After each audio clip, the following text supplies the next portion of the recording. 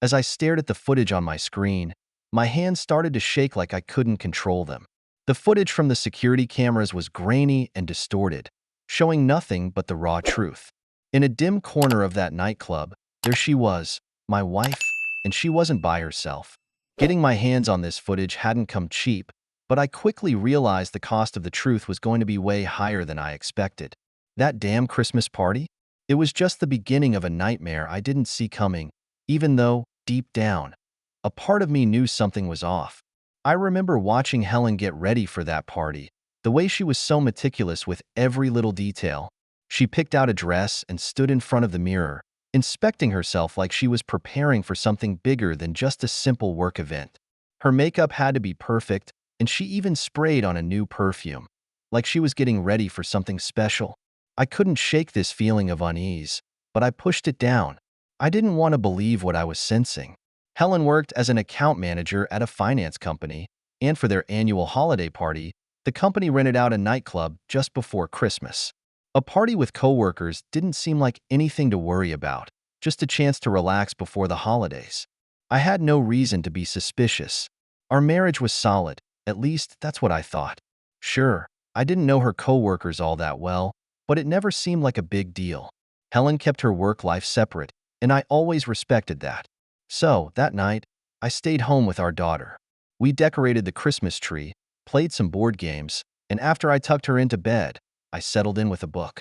Everything felt normal, until hours passed and Helen still hadn't come home. By midnight, I decided to give her a call just to check in. The music on her end was so loud I could barely make out her voice, but she casually told me the party was still going, and she'd be home later. But there was something in her tone, a coldness, that made my skin crawl. She didn't come home until the next evening, and when she did, nothing seemed right. Her hair was a mess, she smelled like booze, and her eyes were bloodshot, like she hadn't slept at all. I asked where she'd been, and she offered some vague excuse about drinking too much and crashing at a friend's house. No details, no explanation, just an apology and an awkward silence. My gut was screaming at me, but I tried to ignore it. I wanted to trust her, to believe this was just a harmless night that got out of hand. Then, she slipped into the bathroom to shower. As she tossed her clothes into the laundry basket, something inside me snapped. I had this sudden urge to check her things, something I'd never done before. Once the bathroom door shut, I found myself going through her clothes. There was the black dress she'd been so picky about, her bra, but no panties. I searched again, but they were nowhere to be found. My heart started racing. It was such a small thing, but it felt like a giant red flag. When she came out of the bathroom, her hair wrapped in a towel, looking fresh and calm, I decided to ask about the party, trying to keep it casual. "So, how was it?" I asked, trying not to sound like I was digging for answers, though my mind was spinning. She barely looked at me, just muttered, "Oh, you know, these work things. Drinking, silly games, contests." I guess I got a little carried away. She said she crashed at her friend Sandra's place, who lived closer to the club. Her words were too smooth, too rehearsed, like she'd practiced them for me. And the way she said it, like she was holding something back, made my stomach turn. I knew she wasn't telling me everything, but I didn't push her. Confronting her now would only make her defensive, and I'd get nowhere. I needed to take a different approach. The club's name stuck in my head from our conversation. That was my lead. I'd go there myself and see what I could uncover. The next day, I took a day off work without telling Helen. Being a real estate agent gave me the flexibility to do that without raising suspicion. I drove over to the club, my stomach tight with dread and determination, ready for whatever I might find. I parked outside, took a deep breath, and went inside. I introduced myself as a real estate specialist, spinning a quick story about scouting the place for a potential client. It wasn't the best lie, but it was good enough. The staff gave me a polite, if slightly skeptical, tour of the club. Then, I spotted them. Security cameras, mounted all around the club, their lenses carefully positioned to capture nearly every inch of the interior. My heart skipped a beat. If those cameras had been recording during the party, they could hold the answers to what really went down that night. The big question was, how could I get my hands on that footage? After the tour, I thanked the administrator, who still seemed a little uncertain about why I was there, and stepped back into the parking lot, my mind racing. As I stood there, trying to figure out my next move, someone brushed past me, snapping me out of my thoughts. "Watch where you're going," they muttered under their breath, but I barely noticed. I only had one thing on my mind. I needed that footage. The man glared at me, clearly irritated, and I was just about to apologize when I froze. That voice. I knew it. Looking up, I saw that I'd walked straight into Ryan, an old college buddy. "Ryan? It's me, Otis," I called out, surprised but trying to sound casual. Ryan's annoyed expression shifted into one of shock. "Otis, damn, it's been what, 10, maybe 12 years? How the hell are you?" We exchanged the usual pleasantries, but inside, I was scrambling. "Ryan working here. This was an unexpected break." "So, you're working here now?" I asked, trying to keep my tone light. "Yeah," he shrugged, a hint of bitterness in his voice. "I'm a manager here. Not exactly where I thought I'd end up after college, but hey, it pays the bills." He laughed, but I could tell there was more to that laugh than he let on. I wasn't about to let this chance slip by. "How about we grab a coffee? There's a cafe just across the street," I suggested, keeping the urgency in my voice as low as possible. He glanced at his watch. "I've got a break in about half an hour. Meet you there?" "Perfect," I nodded, forcing a smile. I walked over to the cafe, my mind spinning. If I played this right, this could be my ticket to getting the footage I needed. I ordered a coffee and settled into a seat, nerves buzzing as I waited. When Ryan showed up, he looked worn down, like life had taken its toll on him. We started catching up, talking about where we'd ended up since college. Ryan had been through a rough patch. His mother's illness had drained his savings, and he'd bounced from job to job before landing here as a manager. But it wasn't exactly the glamorous job it sounded like. "I'm a manager, yeah," he said with a half smile. "But really, I just handle the cleaning crew and maintenance, basically making sure the place doesn't fall apart." He chuckled, but it was hollow. Back in college, Ryan had been the guy with the big dreams, the ambition. Now, he was stuck in a job that barely made ends meet. "Man, you were one of the brightest in school," I said, trying to remind him of the potential he had. "I figured you'd be doing something huge by now." He let out a bitter laugh. "Yeah, well, life's got a way of wrecking your plans. These days, I'm just trying to stay afloat." I nodded, but my mind was elsewhere. I hadn't come here to reminisce. I needed something from him, and I didn't have all day to beat around the bush. After a few more minutes of small talk, I figured it was time to get to the point. "Look, Ryan, I didn't just come here to catch up. I need your help with something." I lowered my voice, leaning in. "It's about that Christmas party. My wife, Helen, was there, and I don't think she was completely honest about what happened." Ryan's expression shifted. Curiosity, maybe concern? "What are you saying?" he asked, his eyebrows raised. I took a deep breath, my stomach tight with nerves. "I think she might have cheated on me." Saying it out loud was like a punch to the gut. I need to see the footage from that night, the security cameras. I need to know the truth. Ryan's face changed immediately, his expression a mix of surprise and hesitation. "Otis, I don't know, man. First off, I wasn't even working that night. And even if I had been, accessing that footage without permission? That's serious stuff. If I get caught, I'm done here. I can't afford that." I could see the conflict in his eyes. Ryan wasn't a bad guy. He was just stuck. I could tell what I was asking wasn't easy, but I couldn't just walk away without answers. "Ryan, I wouldn't be asking if it wasn't important. You know me. This isn't like me, but this is my marriage. I need to know what happened. If I'm wrong, fine. I'm wrong. But if I'm right, I can't live like this, not knowing." Ryan leaned back in his chair, visibly uncomfortable. "I get it, Otis, I do.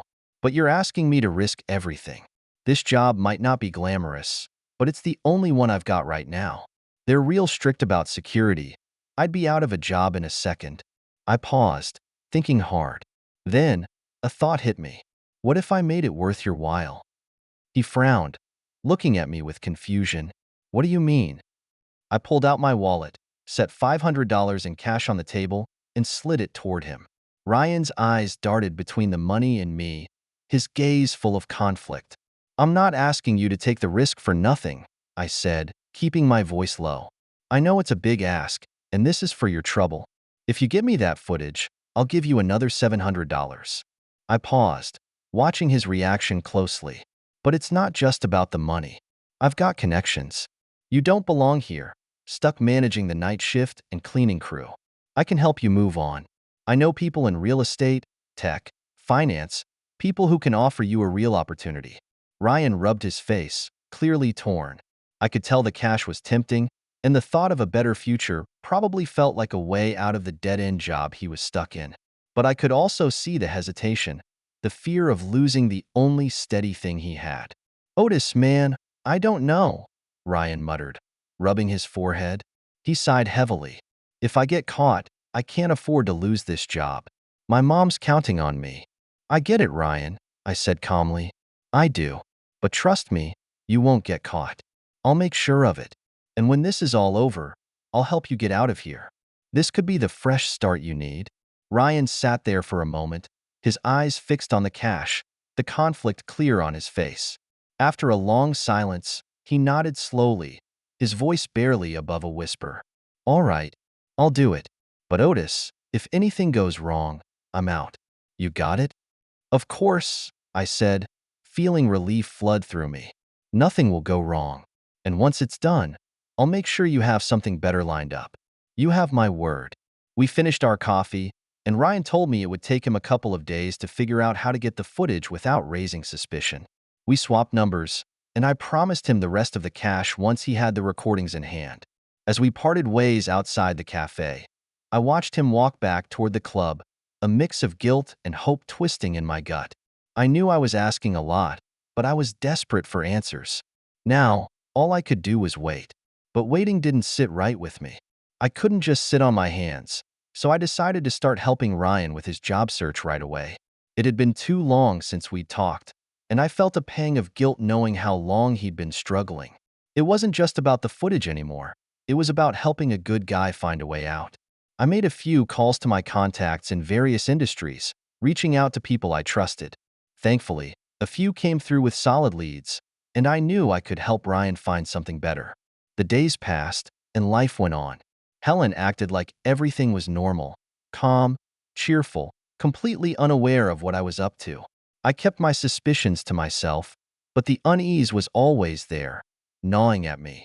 Then, one afternoon, I got a message from Ryan. He wanted to meet up. He had something for me. We met at a different cafe, farther out to avoid running into anyone we knew.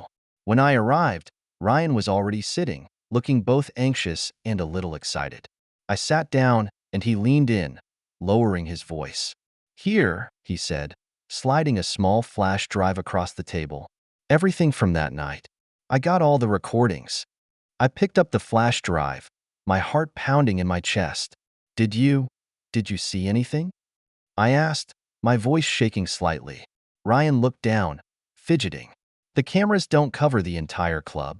There are some blind spots, places where people could slip away unnoticed. But I got everything the cameras caught. He glanced around nervously. No one's noticed yet, but if they do, I'm in trouble. I could feel the weight of the risk Ryan was taking. This wasn't just a favor. It was a huge leap of trust. I pulled out the rest of the cash, but Ryan hesitated, not reaching for it. Otis, I don't know if I should. I didn't do this for the money. Take it, Ryan, I insisted, sliding the cash toward him. You earned it. And don't worry about getting caught. Quit the place. I've already set up meetings for you. You've got options now. His eyes brightened, the anxiety easing in his face. You really did that? He asked, the disbelief clear in his voice. Yeah, I nodded. You've got choices now. You don't need to stay stuck here. Ryan finally took the money, tucking it into his jacket. Thanks, Otis. I don't know what to say. Just take care of yourself, all right? I said, giving him a reassuring pat on the shoulder. You've got a future to think about. Don't let that place hold you back. We parted ways, agreeing to stay in touch. I slipped the flash drive into my pocket, the weight of it pressing down like a stone. I was tempted to dive in right then, but I knew I needed a moment to prepare myself for whatever I was about to see. The next day, I waited until Helen left to run errands. Once she was gone, I sat at the kitchen table with the laptop open, the flash drive in hand. My palms were clammy as I inserted it into the USB port. For a moment, I just stared at the screen, heart pounding. Finally, I took a deep breath and hit play. The footage showed the party in full swing. Music blasting, lights flashing, people laughing, drinking, and dancing. I saw Helen, looking stunning in her dress, chatting with her coworkers, laughing, and seeming to have a great time. At first, everything looked perfectly innocent, but as the night wore on, I began to feel a pit forming in my stomach. What had started as a light-hearted evening quickly morphed into something far darker. Helen's colleagues, these so-called professionals, started acting like they were in some kind of twisted movie. There wasn't anything illegal, but the vibe shifted from festive to something unsettling. The alcohol peeled away their professional masks, and soon, the corporate holiday party looked more like a scene from The Wolf of Wall Street. As the contests turned more suggestive, the laughter grew louder, and the games became increasingly unhinged. The camera caught glimpses of people taking body shots, daring each other to cross boundaries that would have been unthinkable in any other setting. And then, I saw Helen. She wasn't just mingling anymore. She was completely uninhibited, swaying wildly with a drink in hand, wrapping her arms around people, both men and women, as if there were no boundaries. My pulse quickened as I leaned in, watching her cling to a man I didn't recognize. They moved through the crowd, heading toward the back of the club, right where the cameras couldn't see. But before they disappeared from view, I saw enough.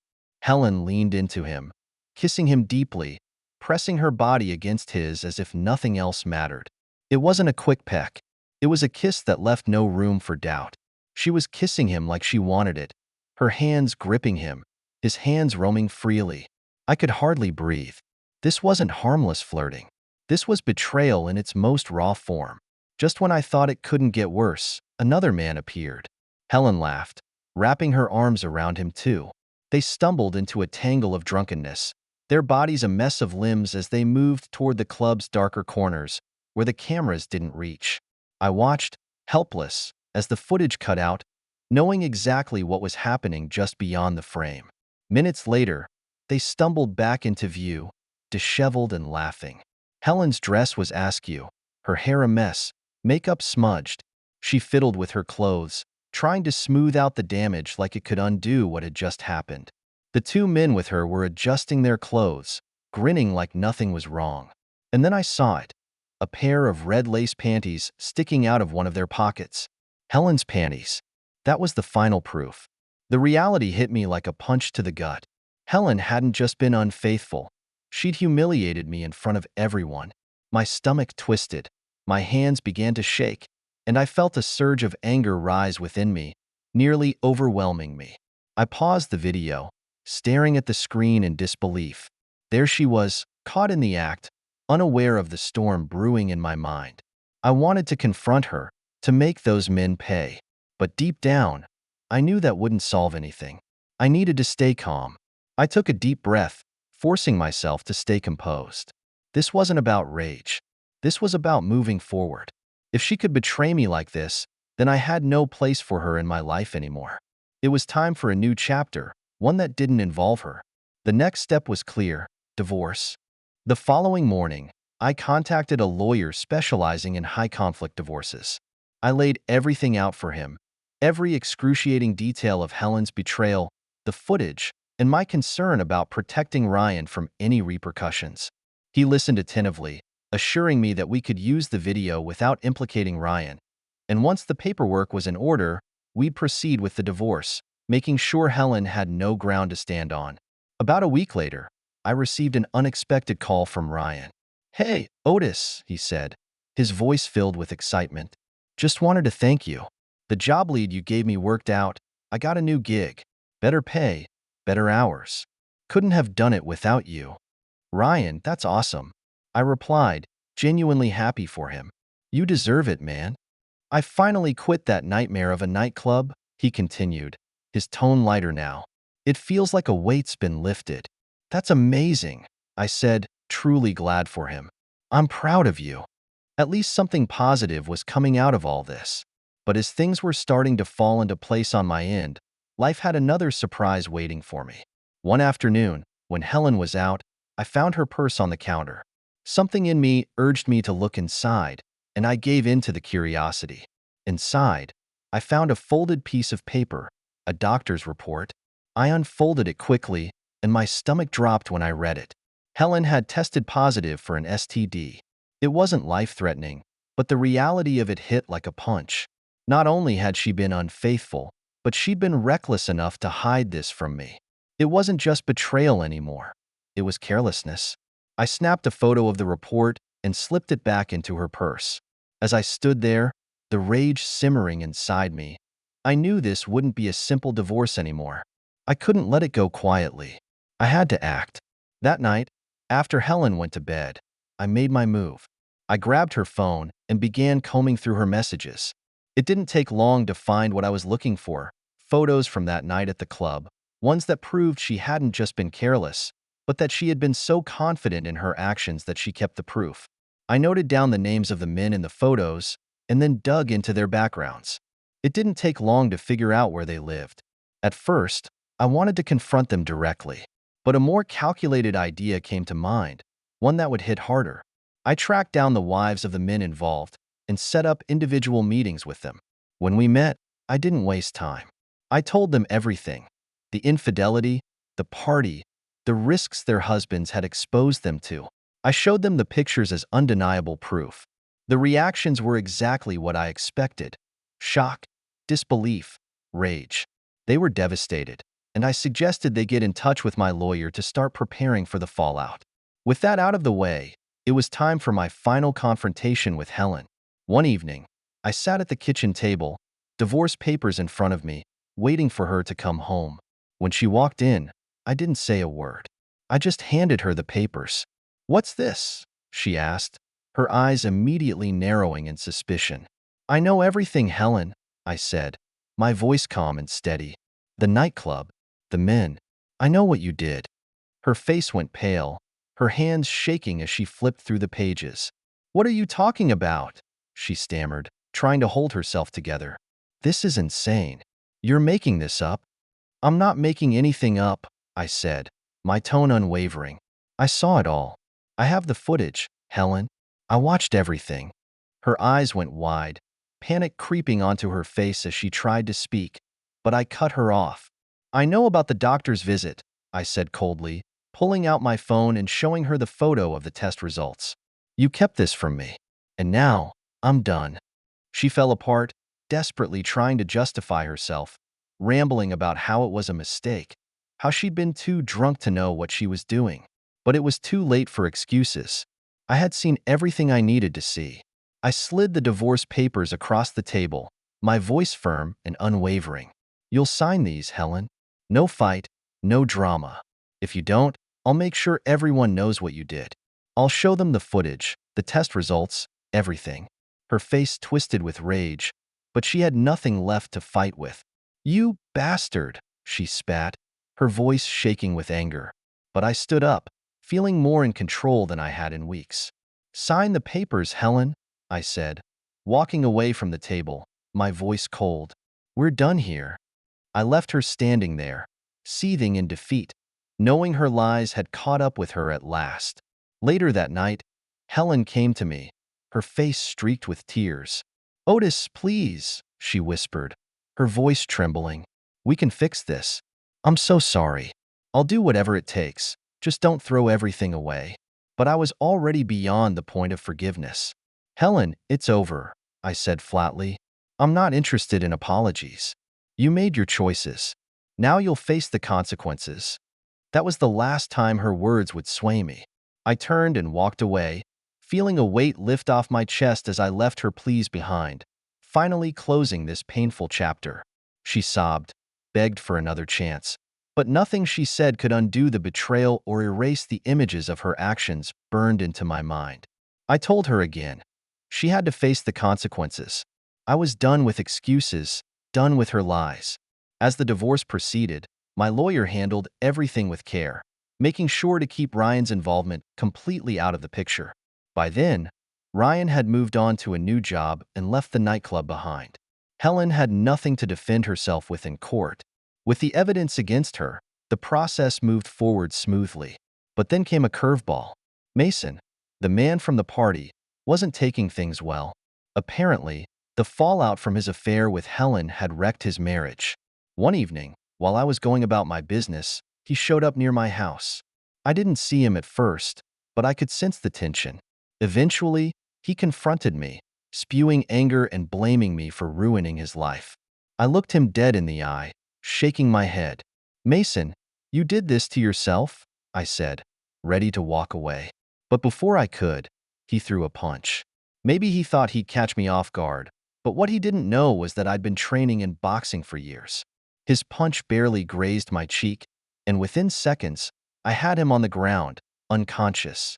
It wasn't a fight, just the flailing desperation of a man who couldn't face his own actions.